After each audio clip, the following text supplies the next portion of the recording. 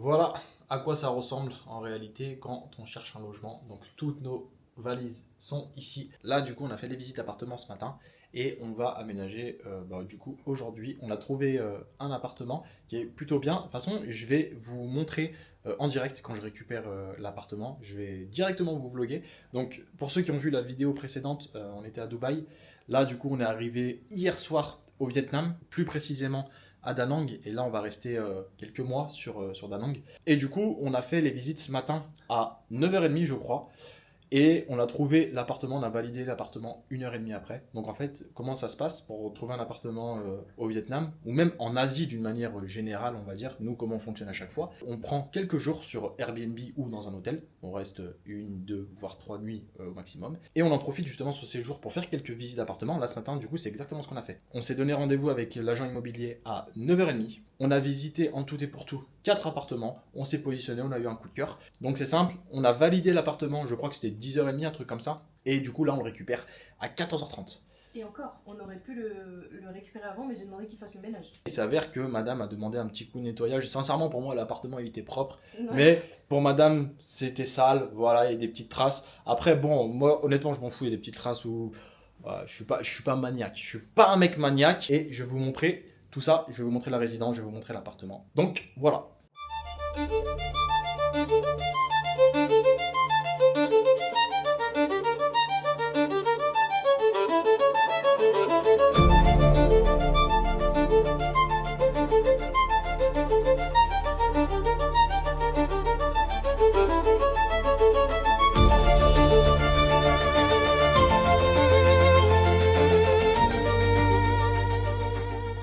Bon, et ben voilà, littéralement en 1 heure, on a trouvé un appartement, ça a été super rapide. Voilà un petit peu à quoi ressemble l'appartement. J'aime beaucoup le design. Bon, c'est encore le bordel parce qu'on vient juste d'arriver. Là, on a signé les papiers, on a fait les contrats, etc. Du coup, le propriétaire et l'agent immobilier, ils sont partis. Et il est 15h09. En vrai, ça nous a même pas pris une demi-journée pour trouver un appartement. En fait, c'est simple. Tu arrives, tu visites, il te plaît, tu payes, tu l'as. Ils font le ménage. Et ils font le ménage en plus de ça. On va vous montrer un petit peu, on va faire un petit tour de l'appartement rapide. Voilà, petit design avec la petite télé, la petite play qui est jamais allumée. Et par contre, une particularité qui est vraiment bien pour l'Asie, c'est un four. En fait, c'est pas dans tous les logements qu'on va retrouver des fours en Asie parce qu'en fait, la cuisine asiatique, ils cuisinent très peu avec des fours. C'est plus à la vapeur. Ouais, des trucs vapeur, ouais. Et du coup, avoir un four, c'est banger parce qu'on peut faire pas mal de petits trucs à la maison, surtout qu'on mange quand même beaucoup à la maison. On aime bien manger, avoir un contrôle sur l'alimentation, c'est pour ça qu'on mange beaucoup à la maison. Parce que madame elle cuisine trop bien, en vrai il faut le dire. Là voilà, on a un petit coin pour le boulot. Donc là tous mes athlètes qui vont voir ce petit passage là, vous verrez les gars que du coup tous vos retours et toutes vos conceptions de prog seront faites du coup depuis ici, depuis ce petit espace. On pourra mettre nos médailles là, je suis en train de penser. Ah ouais, putain, je vais mettre les médailles ici. Donc voilà, non, l'appart, franchement, il est vraiment stylé. Là, on a un petit lit derrière parce qu'on va probablement nous rendre visite. C'est ta petite maman. C'est peut-être ma mère qui vient nous voir. Non, mais attends, si ma mère, elle vient, moi, je dors là et elle, je la mets dans la master bedroom. Oui, quand même. Du coup, maman, au cas où, maman, si tu vois la vidéo. Bah, elle va le voir. Ouais, c'est sûr, parce que ma mère, c'est ma première fan sur YouTube. Donc, du coup, maman, si tu vois cette vidéo, tu pourras dormir ici. T'auras une vue, maman, attention. Faut pas avoir le vertige par contre, parce qu'on voit bien en bas. On a aussi la petite télé. Alors, on met jamais la télé dans la chambre pour la simple et bonne raison que, en fait, on essaie de limiter un peu les écrans. Et du coup, en fait, quand on met la télé, en fait, tu t'endors avec la télé et tout, un peu flemme. Mon frère, lui, il dort avec la clim, genre à 18 degrés, avec la télé. Mais la télé, tu vois, elle est pas sur un volume normal, tu vois, un volume qui dérange pas. Elle fait un bruit, mais de fou furieux. Et lui, il aime bien dormir comme ça. C'est pour ça que d'ailleurs, il est tout le temps fatigué, parce qu'il a un sommeil de merde. Là, on a. Là, c'est ton frère. Ouais, mais c'est pas. Avec ta mère. En fait, j'ai fait une vidéo pour ma famille. Mais c'est pas grave, au moins, tu vois, sur YouTube, j'aime bien montrer le petit côté intime. Tu vois, où les gens, je leur parle de ma famille, je leur parle. Bah ouais, en vrai, c'est YouTube, c'est fait pour ça. Et même dans tes toilettes, ils vont voir. Bah, c'est ici maintenant. Je vous laisse imaginer ce qui va se passer ici. Vous êtes de gros bons étrons ici. En plus, la dernière fois, à Dubaï, là, Bouge pas les toilettes. j'ai bouché les toilettes. Je te jure, c'est vrai. On avait 2 toilettes. 2 toilettes, les 2 bouchées. Là, vous allez me dire, ouais, mais tu mets trop de papier toilette. Non, non. C'est pas ça le problème. Donc voilà l'appartement, plutôt sympa. Je voulais vous faire quand même un petit home tour. Donc voilà. Et le prix de l'appartement, je vais vous dire précisément, 720 € par mois. Je pense 700 € l'appartement. Pour l'appartement qu'on a, la vérité, je trouve que ça va. Mais c'est surtout qu'en fait, le Vietnam, tu peux faire du pas cher. Tu peux trouver des appartements à 9 millions. Mais après, le but, c'est quand même d'avoir un appartement. Ouais, t'as envie d'avoir un appartement qui te plaît, tu vois. Tu passes beaucoup de temps dedans. Franchement, le prix de l'appartement, en vrai, je trouve que ça va. Après, effectivement, genre, si t'habites, tu vois, dans les petites maisons là-bas, là, t'as pas envie d'habiter là-dedans déjà. Mais là, tu vas payer 300 €, tu vois. Donc en vrai, il y en a vraiment pour tous les goûts, mais c'est comme un peu les salles. Tu vois, tout à l'heure, j'aurais dû filmer aussi, mais tout à l'heure, on est parti voir des salles. Et en fait, au Vietnam, faut pas croire qu'une salle, tu vas la payer 5 balles, tu vois. Au Kenji. C'est 10 € déjà, c'est pas 5, hein, tu vois. Donc déjà, même tu vois une salle un peu locale, un peu pourrie, tu vas payer 10 balles. Une salle, nous, on les paye en moyenne, parce qu'on prend des salles, je vais pas dire haut de gamme, mais des salles classiques, tu vois, comme un fitness park en France, par exemple. Bah, on paye 30 € ici, de manière générale. Tout ça pour dire qu'au Vietnam, bah, en fait, vous pouvez même retrouver des salles. Tout à l'heure, on en a vu une, bah, c'était 80 balles par mois. Donc en fait, tu peux trouver des loyers à genre 400 balles, tu peux trouver des loyers genre à 2500 €, tu peux trouver une salle à 10 €, tu peux trouver une salle à 80 balles. Et du coup, c'est pareil même pour les restos. Les restos, tu peux manger pour 1 €, tu peux manger pour 10, tu peux manger pour 100, tu peux manger pour 300. En fait, il y a vraiment pour tous les budgets. Mais en fait, c'est un peu comme tous les pays du monde. Mais souvent, on va se dire, ouais, le Vietnam, ça coûte pas si cher, machin et tout. Alors, il y a des trucs qui sont pas très chers. Mais en fait, ça dépend, encore une fois, ce que vous faites, parce qu'il y a des trucs qui sont hors de prix. Hein. Il y a des loyers vraiment, genre il y a des studios vraiment à 2500 € par mois. Mais c'est vraiment pas une blague. Hein. Et voilà, quand même de nuit, à quoi ça ressemble. C'est ça que je voulais vous montrer aussi. Tout à l'heure, on parlait du coin des médailles. Voilà, là, le petit setup. Le petit setup pour travailler. Madame, elle tenait à tout prix à dire, tu dois montrer le mien aussi. Ça, c'est mon petit coin à moi, mes petites médailles à moi. Elles sont quand même plus jolies. Oh là, tu montres les plus moches, les plus jolies, elles sont là. J'ai quand même une médaille FF Force quand même. Non. Voilà. Non. Un vrai sport. Non, dites-nous en commentaire laquelle est la mieux, FF Force ou la médaille Final Rep. Moi, j'ai quand même certificat et trophée Final Rep. Trophée qui est ici. Putain, ce dossard, je l'ai fait faire, mais il faudra peut-être que je fasse une compète de judo, ça serait bien. En vrai, ça serait un kiff ça. J'aimerais bien faire une petite compète de judo en Asie, au Vietnam ou en Indonésie ou en Malaisie. Putain, en vrai, ça serait stylé. Bon, voilà, maintenant, je vous ai montré un petit peu l'appartement, je vous ai parlé un petit peu des prix. Je vais vous montrer aussi ce que je vais manger, ce que madame, elle a fait. Alors, je sais pas parmi vous s'il y en a qui sont déjà allés dans des restaurants vietnamiens. Si vous allez dans un resto vietnamien, ce que je vous conseille, c'est le pho. Vous avez soit pho bo, soit pho gars. En gros, c'est une espèce de soupe, soit avec du poulet, soit avec du bœuf. Et en gros, ça ressemble à ça. Donc, en fait, c'est des nouilles de riz avec du poulet, des haricots. Et voilà, là, il y a l'assiette de madame. La mienne, elle est vraiment pas belle. Voilà, avec la petite sauce magie aussi, qui fait plaisir. Alors ça, prenez pas ça les gars. Ça, c'est plein de merde, ça. Ça, c'est que de la merde. Bon, vas-y, je kiffe trop le goût, donc en vrai, voilà. En vrai, je mange quasiment plus de merde maintenant. J'ai une alimentation quasiment plus transformée. Ah voilà, on fait quand même des petites exceptions. Mais voilà, en tout cas, si vous allez dans un resto vietnamien, ce que je vous conseille, c'est le pho. Vous prenez un pho bo, accompagné de banzeo. Juste, cherchez pas à savoir ce que c'est, faites-moi confiance, allez tester et vous allez voir. Et du coup, on se retrouve demain. Et demain, on va se retrouver pour qu'on fasse une séance ensemble. Bon, allez, c'est parti les gars. Maintenant, on va direction la salle. En allant à la salle, je voulais vous filmer aussi un petit peu la résidence. Parce que je vous ai montré l'intérieur de l'appart, mais je ne vous ai pas montré l'extérieur et les parties communes. Du coup, je voulais vous montrer un petit peu. Bon, là, de toute façon, l'ascenseur. Donc, il y en a 2 ici, il y en a 2 ici. Je crois qu'elle fait 26 étages, si je dis pas de conneries. Voilà, nous, on descend au 1. Voilà. Et là, du coup, maintenant, on va arriver à la réception, enfin la réception de la résidence. En Asie, c'est comme une espèce d'hôtel. En gros, il y a une petite réception qu'ils mettent dans toutes les résidences. Et au moins, bah, voilà, vous avez toujours quelqu'un à la réception. Voilà, les portes, elles s'ouvrent et ça ressemble à ça.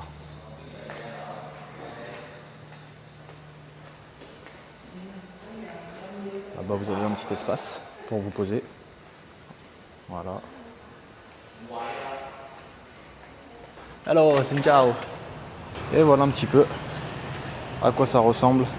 Donc maintenant, on est parti là pour aller à la salle. Alors, j'ai pas une très grosse séance. J'ai une séance dips plus renfo. Je vais vous filmer 2-3 petits trucs.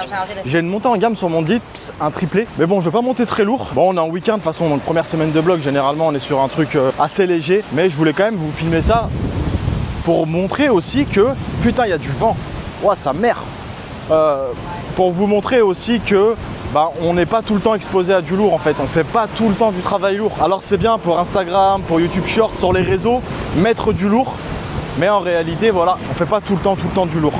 Ça, à l'entraînement, je dirais même que 70% de l'année, on n'est pas sur du travail lourd. On est sur du travail assez léger qui nous permet de travailler un petit peu techniquement, encaisser du volume, pas créer trop de fatigue, éviter les petites douleurs un petit peu à droite à gauche. Donc voilà, c'est pour ça que c'est aussi important de comprendre que travailler sur du lourd c'est bien, mais c'est pas tout le temps et c'est pas toute l'année. Et là je suis de retour donc dans la salle dans laquelle j'étais juste avant d'aller à Dubaï. J'étais dans une salle qui était juste à côté de ma résidence. Ma résidence c'est le bâtiment que vous voyez ici, là.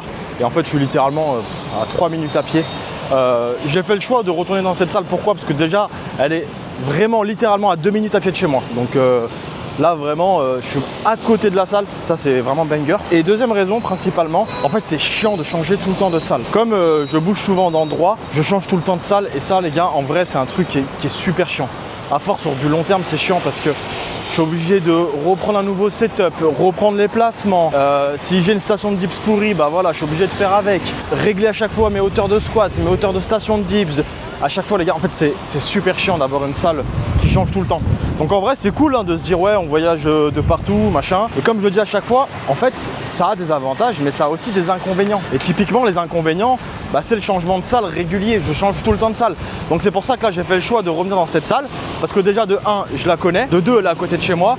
Et en fait ça fait du bien aussi d'avoir ces repères. En vrai ça c'est un truc, pour moi c'est important pour l'entraînement d'avoir tout le temps les mêmes repères, tout le temps. En fait moi l'entraînement j'aime bien être discipliné, être focus. Je sais exactement ce que je vais faire, à quelle hauteur je vais être, comment je vais me placer, machin. Et tous ces petits détails là, quand tu les mets bout à bout, bah, ça apporte un certain confort sur l'entraînement. Donc c'est pour ça que moi changer de salle tout le temps, en vrai, franchement ça me pète les couilles. C'est chiant, mais bon après il peut pas avoir que des côtés positifs hein, malheureusement. La vie de nomade bah, c'est ça aussi hein. Tu vois des nouveaux endroits, tu changes de ville, tu découvres des nouveaux pays, c'est cool, mais il y a aussi plein d'inconvénients. C'est pas un mode de vie tout beau tout rose. Donc voilà, je voulais quand même en parler ça, du fait de changer de salle. Allez maintenant on se retrouve pour la séance. Bon du coup les gars, je sais pas si on va bien m'entendre parce que là il y a la musique à fond dans la salle, je suis juste en dessous de l'enceinte. Mais voilà, en tout cas je vais vous filmer ça, j'ai une petite montée en gamme au dips très légère, je termine à 85 kg. Donc vraiment c'est un truc très léger. Et pourquoi je suis léger en ce moment? Déjà de 1 parce que j'ai pas de compétition en approche, du moins pour l'instant. Et pourquoi je dis pour l'instant? Parce que peut-être une compétition mais bon rien de sûr et je vais pas en parler si c'est pas sûr parce que j'aime pas ça. Donc voilà, en tout cas voilà pour l'instant donc je suis sur du léger et d'autant plus j'avais des douleurs aux épaules sur le bloc précédent, des putains de douleurs aux épaules qui me faisaient archi mal. Donc en fait je pouvais pas faire de dips trop lourd. Donc c'est pour ça que là en week 1 on a décidé de bien descendre en termes de charge, histoire de pas trop forcer et de pas potentiellement se niquer. Parce qu'en fait si je me fais mal à l'épaule et que derrière pendant 3 mois je peux pas faire de dips, bah c'est juste complètement con. Donc parfois faut juste savoir redescendre un petit peu, drop un peu l'intensité pendant peut-être une semaine ou 2, le temps que la douleur elle s'estompe un petit peu. Et après une fois qu'on a plus mal, bah à ce moment là on peut recharger de nouveau. Mais là quoi qu'il, j'ai donc ma montée en gamme au dips que je vais vous filmer. Et après les dips j'ai du renfort. Donc séance comme j'ai dit, séance légère, on est en week 1, l'objectif c'était pas trop forcer. Mais par contre regardez bien, je vais vous donner un petit tips qui est ultra important sur le dips. Et justement je me dis en format long, en vidéo YouTube, ça peut être intéressant de vous montrer ce petit truc. Parce que je me dis tous ceux qui sont adeptes des dips, ben je vais vous expliquer le pourquoi du comment. En l'espace d'une minute, vous allez tout comprendre sur le dips.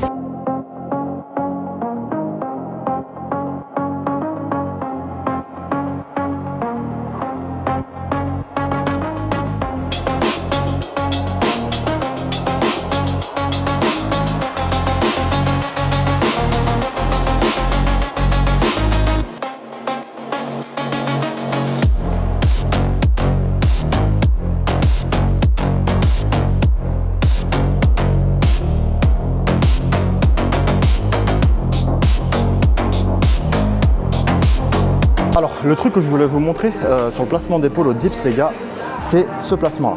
Alors vous voyez ce qu'il faut surtout pas faire déjà, c'est démarrer avec les épaules ici. Vous voyez là j'ai les épaules qui sont complètement dans les oreilles ici. Là si je fais mon dips ici, bah, je vais juste descendre et me faire mal, ok? Donc en fait ce qu'on va chercher à faire, je vais descendre la station d'un cran. Ça pareil, n'hésitez pas à descendre la station d'un cran pour mieux vous positionner. L'idée c'est qu'en fait vous puissiez démarrer déjà avec les épaules en position de dépression. Alors attention, l'idée c'est pas d'exagérer le truc, mais en fait ce qu'on va chercher à faire, c'est chercher à éloigner les épaules des oreilles. Quand je suis ici dans cette position là, vous voyez j'ai les épaules dans les oreilles. Nous ce qu'on va chercher à faire c'est l'inverse, c'est ça ici. Et là je suis fort, et là je peux descendre faire mon dips. Et en fait dans l'idée, pour être encore plus fort, l'idée c'est d'avoir cette position là sur le démarrage. C'est-à-dire que quand vous allez venir vous positionner ici, cherchez déjà à baisser les épaules ici. Là vous voyez j'ai les épaules en protraction. Donc en gros j'ai rotation interne de l'épaule, plus abaissement de l'épaule. Et si je fais totalement l'inverse, je remonte ici et je mets en arrière. Nous, c'est absolument pas ce qu'on va chercher à faire. Nous, on va chercher léger ici, donc protraction. En fait, j'ai l'épaule légèrement en avant. Et en plus de ça, je viens chercher à baisser les épaules ici, sur ma position de démarrage. Ce qui fait que là, je suis déjà en position. Et là, en fait, je peux démarrer mon dips ici. Là. Et du coup, en fait, ce qu'on va retrouver, c'est souvent des mecs, ils ont des douleurs aux épaules, ils ont mal aux épaules, ils ont mal au sternum. Parce que dans 90% des cas de figure, la position au niveau des épaules, elle n'est pas bonne. En fait, dites-vous que sur un bench, on va avoir le phénomène, en gros, rétraction, dépression. Sur le dips, c'est juste l'inverse. On va avoir protraction et dépression. Bon, dépression au final comme le bench. Et voilà, vous l'avez compris. L'idée, prenez vraiment le temps de comprendre le principe et le focus sur les épaules. Parce que ça, mine de rien, c'est un truc qui joue énormément sur votre dips. Déjà pour vous permettre de dips sans douleur. Et surtout, au-delà de ça, c'est une position dans laquelle vous serez fort. Pourquoi? Parce que quand je suis ici en position de protraction ici, là, protraction de dépression, j'engage les pecs et je ne suis pas uniquement en triceps, ok? A contrario, si je suis ici, là, j'ai, on va dire, plus d'engagement au niveau triceps et un peu moins au niveau grand pectoral. Et le grand pectoral, c'est un muscle qui est capable derrière de produire plus de force. Donc en fait, venir chercher dépression, ici, protraction, ici, et là, dans cette position, ça y est, je suis positionné. Là, je suis bien, et là, je peux envoyer. Donc voilà, c'était un petit truc, mais mine de rien, c'est un truc hyper important. D'ailleurs, je fais souvent des réels là-dessus. Ceux qui ne me suivent pas sur Instagram, les gars, je vous affiche mon Instagram. Il doit s'afficher par là. Donc n'hésitez pas à aller me suivre sur Insta. Je vous mets souvent des petits réels, des petits conseils. Je donne souvent un maximum de tips, juste pour essayer de progresser en street. Et sincèrement, vous allez regarder tous mes réels sur Instagram, 100%, vous allez apprendre des choses, c'est sûr et certain. Donc n'hésitez pas à lâcher un petit follow sur Insta. En vrai, ça donne un peu de force, ça fait toujours plaisir. Bon, tu vois, cette machine, à chaque vlog, je l'ai. Et machine que j'aime beaucoup pour le tirage. Là, je suis en week 1. Donc en fait, là, je vais démarrer léger. En fait, ma frappe, là, ça va être de faire des jumps de 10 de semaine en semaine. Donc là, je vais démarrer tranquillement à 60 par bras. On verra combien je termine en fin de bloc. En gros, je ferai la week 4 sur cette même séance. Comme ça nous permettra de voir un petit peu l'évolution qu'on a eu entre la week 1 et la week 4. Comme ça, il y aura vraiment une perspective d'évolution. Donc là, l'idée, c'est que je démarre à 60 et on verra ensuite à combien je termine en fin de bloc.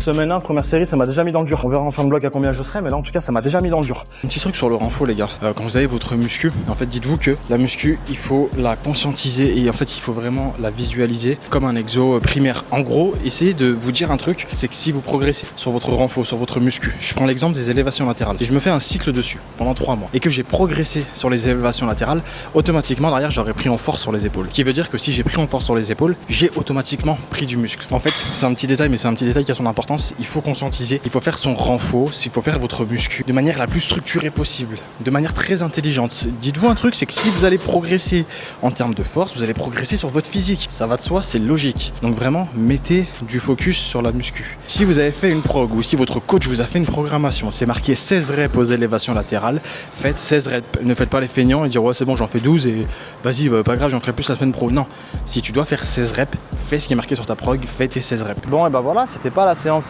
la plus lourde du monde, c'était pas la séance avec la plus grosse intensité du monde, mais j'ai envie de vous dire, en fait je trouve que c'est aussi important de montrer que c'est pas tout le temps du lourd. En fait c'est beau comme je le disais, c'est très beau de vouloir faire des PR, de montrer du lourd sur Instagram, de courir après les vues, après les jolies perfs, parce que ça fait toujours plaisir quand on sort des belles perfs, que ce soit sur Instagram ou sur YouTube ou même sur les réseaux d'une manière générale. Mais la réalité c'est qu'on est très souvent exposé à du léger et en fait souvent on fait du travail léger, on fait des séries longues, on fait pas tout le temps des singles ou des doublés lourds. Voilà, la réalité des sports de force c'est aussi ça et je trouve que c'est quand même important d'en parler. Et j'en profite aussi pour vous dire les gars, on est plus de 1300 sur la chaîne.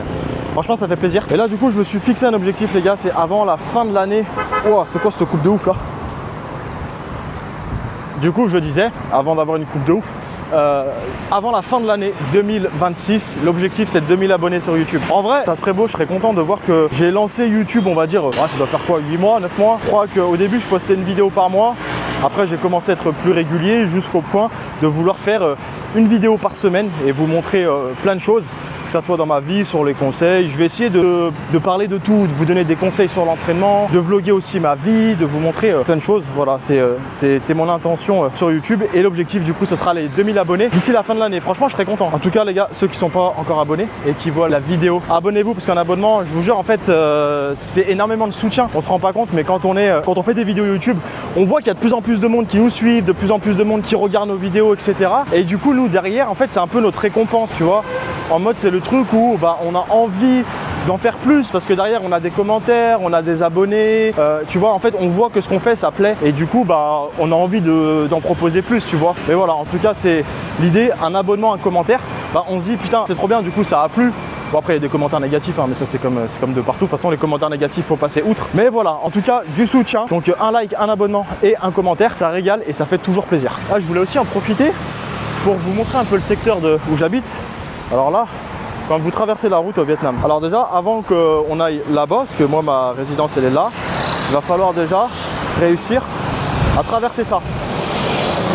Donc pour traverser c'est simple, en fait on s'engage, voilà. Après de l'autre côté, là pareil, ça arrive à balle, mais ils s'arrêtent pas les mecs, hein. Vraiment au Vietnam ça s'arrête pas. Oh putain, je viens de dire il s'arrête pas, le mec il s'arrête, il me laisse passer, mais sinon les scooters vous voyez, hop là, ça me passe devant et ça s'arrête pas. Voilà, si un jour vous venez au Vietnam, au moins vous saurez. C'est pas comme en Europe. Mais en tout cas, voilà un petit peu le quartier à quoi il ressemble. Donc là, vous avez en fait ici, hop, je vais vous montrer. Là, en fait, c'est ma résidence. Cette grande tour là, c'est ma résidence. Ici. Hop, moi, l'entrée, elle est juste là. Vous voyez, là, il y a un espèce de panneau. Je sais pas si on le voit. Panoma. Entrance Lobby. Et ben moi, c'est juste là. Voilà un petit peu. L'entrée elle est là-bas. Ça d'ailleurs c'est mon scooter ça. Ça d'ailleurs c'est mon scooter. Voilà, c'était le petit truc. Et voilà, l'entrée de la résidence, elle est ici. Et ça se configure comme ça. Je vais vous montrer, parce que tout à l'heure je vous ai montré l'intérieur, mais je ne vous ai pas montré l'extérieur. Du coup là je voulais en profiter un peu, comme je reviens de la salle, pour vous montrer ça. Donc voilà un petit peu les gars. Si j'ai un truc à vous dire, si vous avez prévu de venir en Asie les gars, franchement j'ai pas non plus fait une centaine de pays, vous voyez, franchement je vais pas forcer, mais sur tous les pays que j'ai fait les gars, le Vietnam c'est mon top 1 pays en termes de tout, en termes de facilité pour, je sais pas si vous avez vu, enfin si vous avez vu, si vous avez regardé le début de la vidéo, en 2 heures on a trouvé un appartement, on s'est installé dedans. En fait en termes de facilité par rapport à tout, les Vietnamiens ils sont tellement gentils. En fait il y a des trucs au Vietnam où tu as l'impression que les gens en fait ils vont t'aider mais ils vont trop gentils toi. Pourquoi tu m'aides autant à faire ça? Mais en fait, tu dis mais attends, tu vas me demander un billet ou tu vas... Bah non, juste le mec il veut t'aider parce que c'est dans sa nature. Et même vous marchez dans la rue, les gens ils vous appellent, ils vous font hello, ils rigolent avec vous, ils vous connaissent pas. Tout le monde vous appelle, tout le monde vous dit hello. Vous mangez bien, les gens sont gentils. En fait, franchement les gars, je le mets dans le top 1 meilleur pays. Et si je suis sincère, j'hésite à m'installer ici 6 mois l'année prochaine. Franchement c'est mon top 1, c'est un vrai coup de cœur. Plus particulièrement Da Nang.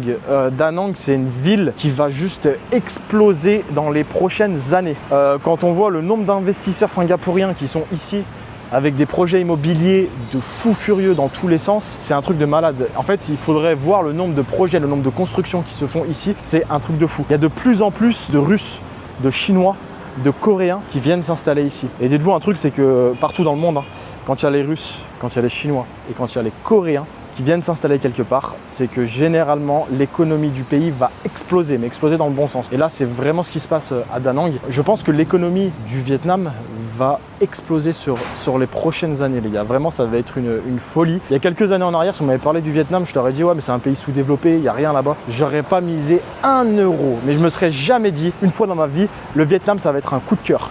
Alors qu'en réalité, les gars, sincèrement, c'est un pays de fou furieux. Tout est ultra développé, ultra moderne, ultra propre, ultra facile d'accès, ultra fluide. C'est en vrai de vrai, le Vietnam, c'est si vous avez l'occasion, si vous prévoyez des vacances, les gars, venez une semaine au Vietnam, venez tester. Je vous promets qu'il y a peu de chances que vous soyez déçus parce que sincèrement, toutes les personnes qui sont venues au Vietnam m'ont dit le Vietnam c'est un pays de fou. Ils me dit franchement j'ai été surpris et moi le premier je m'y attendais absolument pas mais c'est vrai que souvent on va parler de la Thaïlande, on va parler de Bali. J'ai pas fait Bali, j'ai fait Lombok qui est l'île juste à côté mais j'ai fait la Thaïlande, je suis resté plusieurs mois en Thaïlande. Les gars je le dis sincèrement, le Vietnam ça a éteint la Thaïlande vraiment sur tous les points. Alors peut-être pas le point de vue fête et tout parce que ça c'est pas mon del. Genre peut-être que tu vas plus faire la fête en Thaïlande du côté de Bangkok, Koh Samui, Koh Phangan etc. peut-être mais moi en tout cas c'est vraiment pas mon délire la fête mais en tout cas en termes de facilities, de vie, de déplacement, de absolument tout. Voilà, c'était mon petit retour d'expérience par rapport au Vietnam et que je vous explique aussi pourquoi j'ai fait le choix de revenir ici. Je kiffe ce pays, c'est mon pays top 1. J'adore le Vietnam, sincèrement j'adore. C'est la simplicité, mais moi j'aime la simplicité. Tu vois, genre tu descends de chez toi, tu prends ton petit scoot, tu vas faire tes courses. En fait, tu vois, le truc un peu hyper simple, là voilà, c'est ce que j'aime et c'est pourquoi j'aime autant le Vietnam. Et là, on se retrouve du coup le lendemain de la séance et je voulais quand même faire une petite présentation parce que je pense qu'il y en a certains parmi vous qui tombent sur ma vidéo, qui ne savent pas qui je suis. Malheureusement, je suis pas encore le mec le plus connu au monde, mais voilà, en tout cas, je voulais quand même me présenter. Donc moi, c'est Yanis, trainer lift sur les réseaux. Je suis coach et athlète en street lifting et à mes heures perdues aussi un petit peu en powerlifting. Donc en fait, street lifting et powerlifting, c'est tout simplement des sports de force et l'objectif, c'est de porter le plus lourd possible sur l'ensemble des mouvements de street lifting et de powerlifting. J'ai un mode de vie assez particulier, on pourrait dire, parce que j'ai un mode de vie un peu nomade. Je l'ai expliqué dans ma précédente vidéo. Pour ceux qui n'ont pas vu la précédente vidéo, je vous laisse aller la regarder. C'est une vidéo sur mon point de vue, sur ma position à Dubaï, sur ce que j'ai aimé, ce que j'ai moins aimé, parce que je suis resté un petit mois là-bas. Et là, donc comme je l'ai dit et comme vous l'avez vu, je suis de retour au Vietnam pour quelques semaines, quelques mois. La prochaine destination, je sais pas encore. On s'est pas encore positionné. J'ai envie de vous dire, on verra. On sait pas trop où on sera. Mais en tout cas, sur la fin de l'année, je pense qu'on sera encore au Vietnam et peut-être dans une nouvelle ville. Donc ça, voilà. En tout cas, on change régulièrement, tous les 1 mois, 2 mois, 3 mois. Ça dépend, à vrai dire. On s'adapte aussi en fonction des visas. Donc voilà, on ne peut pas rester de manière indéfinie dans un pays. Il y a toujours une question de visa qui rentre aussi en compte. Donc il y a une petite partie administrative aussi qui est un petit peu chiante. Mais bon, après, malheureusement, ça fait partie aussi des trucs qui sont un peu chiants à faire. Mais comme je l'ai dit, voilà, c'est pas tout beau tout rose tout le temps. Et pour revenir un petit peu sur la pratique sportive, donc moi, comme je l'ai dit, je m'entraîne en street lifting et en powerlifting. Il y en a peut-être certainement parmi vous qui ne savent pas ce que c'est le power et le street. Bon, comme je l'ai expliqué, c'est juste des sports de force où l'objectif c'est de porter le plus lourd possible. Dans la vie, moi je suis coach en ligne, coach en street lifting, coach en powerlifting. Je coach un peu des athlètes de tous les niveaux. Vraiment, j'ai un peu de tous les niveaux. J'ai des athlètes compétiteurs, des athlètes non compétiteurs qui vont potentiellement le devenir ou non. Encore une fois, la compétition, c'est pas une obligation. J'ai des athlètes en coaching aussi qui veulent juste performer sur certains mouvements, que ce soit le bench, que ce soit les tractions, que ce soit le dips. J'ai des athlètes qui combinent un petit peu les deux. Voilà, j'ai un petit peu tous les profils, un petit peu tous les niveaux.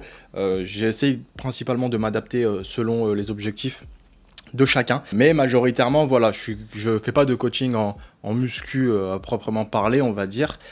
C'est plus du coaching orienté force et orienté développement physique. Voilà, on va dire que c'est une petite combinaison des deux, de la force et du physique. Et donc voilà un petit peu qui je suis, qu'est-ce que je fais dans la vie, comment je vis. En espérant que la vidéo vous ait plu. Si c'est le cas, comme je l'ai dit, pensez à vous abonner, pensez aussi à liker la vidéo, pensez à mettre un petit commentaire, c'est pas grand chose, mais ça m'apporte beaucoup derrière les gars. Donc voilà, on se retrouve la semaine prochaine pour une prochaine vidéo, peut-être une vidéo plus pédagogique, je pense cette fois-ci, pour vous expliquer certaines choses, peut-être en street lifting, peut-être notamment sur les mouvements de street lifting aussi. Je me dis ça peut être intéressant de vous montrer des choses, de vous donner des tips.